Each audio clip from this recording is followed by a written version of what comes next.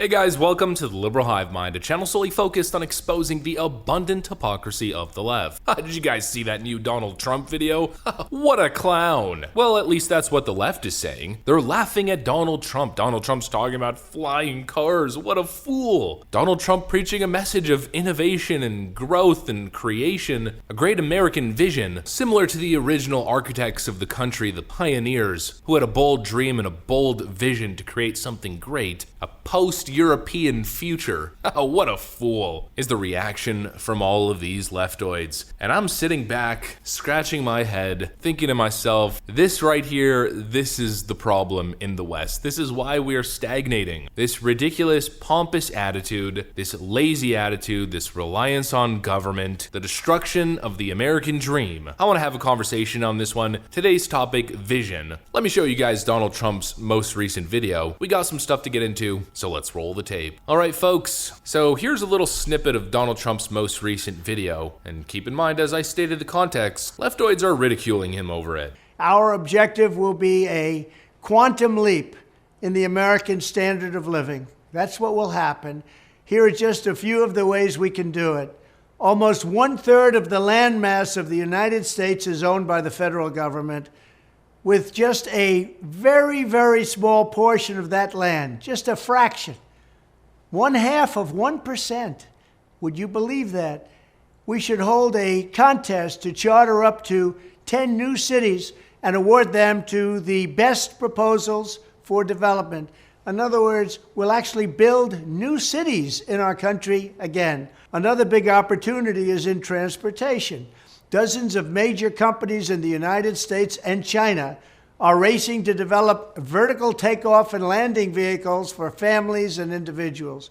Likewise, through our Strategic National Manufacturing Initiative, which is going to be very big and very, very successful, we will turn forgotten communities into hives of industry, producing the goods we will no longer import from China.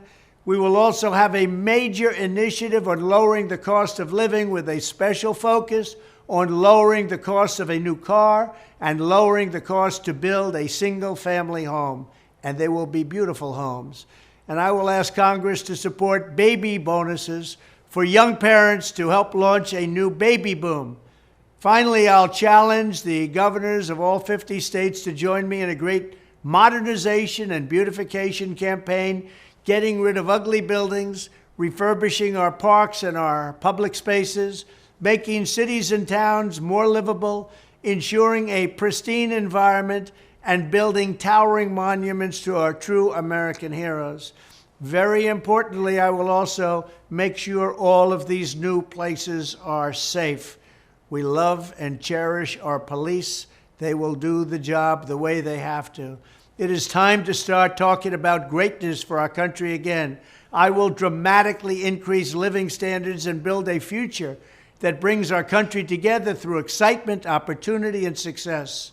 Thank you very much. The one word that I keep seeing leftoids use is bizarre. Donald Trump releases bizarre video talking about flying cars. What a freak. And while listen, of course, Trump is doing what Trump always does, maybe being a little bit hyperbolic, maybe just kind of riffing and maybe saying things that aren't necessarily feasible. Are we going to get to a point where we have flying cars in the near future? Probably not. And leftoids, of course, are pouncing on Donald Trump's choice of words or his flamboyant personality and way of speaking that tends to exaggerate things. And they're completely ignoring the actual context or the actual meaning of what Donald Trump was trying to say here. Because once again, he is 100% right. And to be completely honest with you, I've been waiting for Western leaders in general to be pushing this kind of message. The reality is, Europe and North America, us here in the West, we've gotten stagnant and lazy. If we look at what our ancestors, generations before us built, it was truly magnificent. I mean, architectural marvels, design, such incredible beauty and craftsmanship,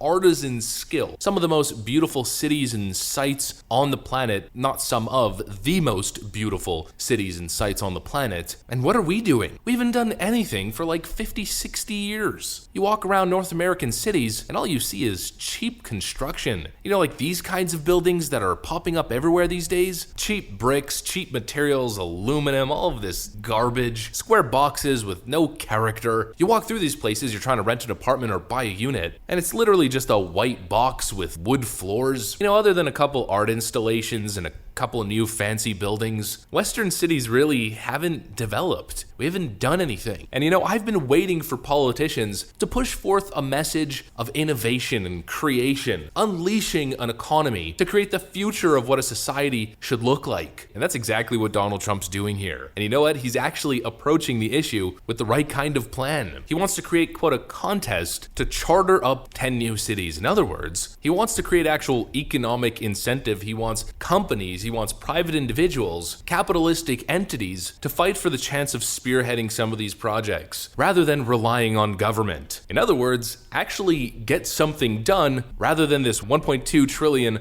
infrastructure bill that Joe Biden passed that'll probably end up fixing some potholes and maybe building a bridge. Donald Trump is proposing a future vision of productivity, innovation, and creation, and he's somehow right now the laughingstock on Twitter. To me, something doesn't compute. People in the West are seemingly content with the status quo, and they're content with economic stagnation and a more bloated government and more government reliance. I don't know about you guys, but I much prefer the model that Donald Trump is currently suggesting. I mean, just travel the world a little bit. The West is losing, especially when it comes to the race towards a future city, a future civilization. I mean, just look at what's going on in Asia, for instance. Last year I traveled to Singapore, and in terms of infrastructure, city design, just the basic cleanliness of the city and the ease of travel and the subway system, you pretty much can't compare it to anything in the West right now. Now, of course, Singapore is no utopia. I mean, in a certain way, it's almost like a police state with the amount of cameras and control everywhere, but just from an infrastructure perspective and how they've been able to create this futuristic, beautiful city, from my perspective, it should be a model. And what's truly incredible is how they do so much with so little. You know, Singapore's highest national income tax rate is 22% for anyone making over $320,000 a year plus. Yet they're very efficient. They're business and innovation focused, and most importantly, the city-state has a future vision. There's no reason why the richest country on the planet shouldn't be leading the charge when it comes to innovation and a future vision. Now, is Donald Trump going to get elected to a second term and turn the world into a utopia? Absolutely not. You know, leftoids are trying to dunk on him. Why didn't you do that in the first 4 years that you had? Or where's the money going to come from? Where's the actual concrete plan? All of which I mostly agree with. I mean, Donald Trump isn't going to be able to just magically snap his fingers and change the trajectory of the United States overnight, but at least it's a win in the sense that someone is saying it. You know, there's this notion that politicians